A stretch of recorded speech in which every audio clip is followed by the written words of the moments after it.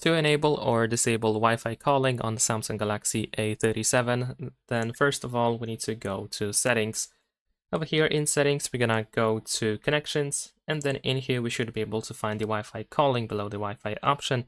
In here, you should be able to enable and disable Wi-Fi for each SIM that you have. And also we have the calling preference. Of course, this might not be available for every SIM that you have, but of course it is possible. Besides that, we can also find the Wi-Fi calling option by going to the phone app. Over here, we can tap on these three dots in the upper right corner. They might be also slightly below. And we can go to Settings. Now over here in Settings, we're gonna scroll down and you can try to find Wi-Fi calling option in here. And I believe that there's also the Wi-Fi calling option in the control center or quick settings. In my case, it is located in here. So if you do have that option, you can just tap over here to quickly jump to Wi-Fi calling settings. Leave a like and subscribe.